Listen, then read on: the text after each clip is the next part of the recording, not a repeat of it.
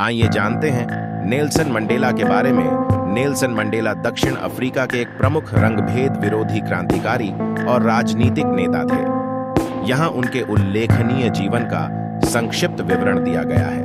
प्रारंभिक जीवन। Nelson Mandela का जन्म 18 जुलाई 1918 को दक्षिण अफ्रीका के उमटाटा के मवेजो गांव में हुआ था। वह थेम्बू शाही परिवार से थे और उन्होंने अच्छी शिक्षा प्राप्त की, अंततः कानून की पढ़ाई की। सक्रियता।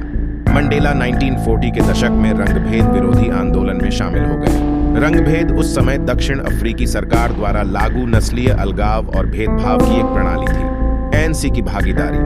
वह रंगभेद से लड़ने के लिए समर्पित एक राजनीतिक संगठन अफ्रीकी नेशनल कांग्रेस एएनसी में शामिल हो गए और बाद में एएनसी के भीतर एक नेता बन गए। कारावास।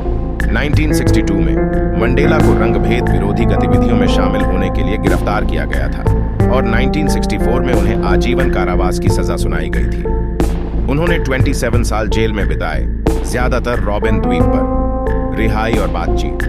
मंडेला को 1990 में जेल से रिहा कर दिया गया और उन्होंने रंगभेद को खत्म करने के लिए तुरंत दक्षिण अफ्रीका के राष्ट्रपति F.W.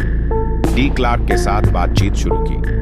राष्ट्रपति पद। 1994 में दक्षिण अफ्रीका में पहला बहुजातीय लोकतांत्रिक चुनाव हुआ और नेल्सन मंडेला को देश के पहले अश्वेत राष्ट्रपति के रूप में चुना गया।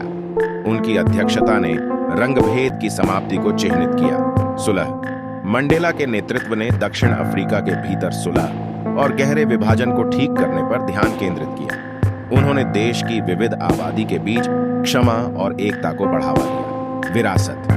1999 में राष्ट्रपति पद से हटने के बाद मंडेला ने विभिन्न धर्मार्थ और मानवीय उद्देश्यों पर काम करना जारी रखा।